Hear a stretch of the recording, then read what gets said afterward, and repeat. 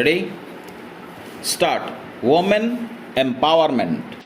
Women all over the world are treated, if we use the words of Aristotle, an inferior type of man. Long before this, Manu, the ancient Hindu lawgiver, used derogatory remarks to define the status of a woman in the society. It is so because it is the only world that is controlled and dominated by men. It is often said that status of women in India suffered with the advent of the foreign rule. The truth is that women all over India have always played a subordinate role, but the last 50 years have been tremendous transformation in the status of women. The status of women in a society is determined by the quality of participation by women in various nation-building activities.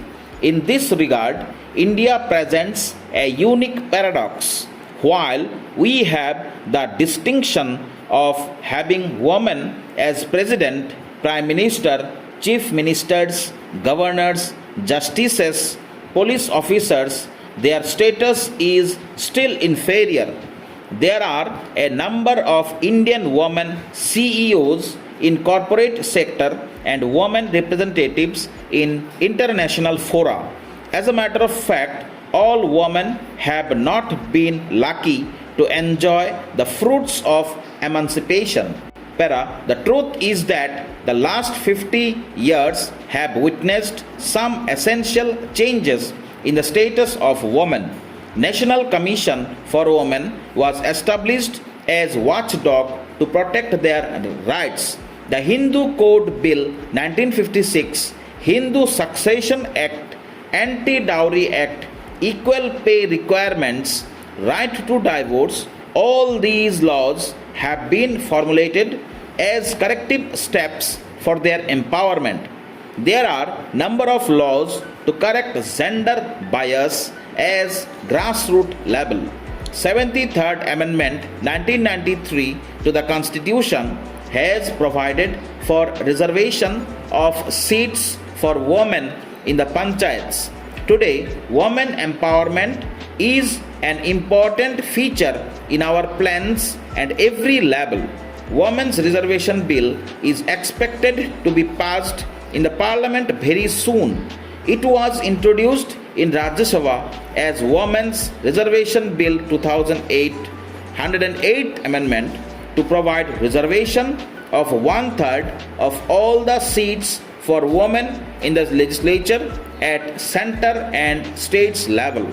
The bill has been passed in the Rajya Sabha on 9th March 2010 but is pending in the Lok Sabha. When passed, the bill would spark of thousands of opportunities for women to show their skill at decision making level. Roti kaun banayega?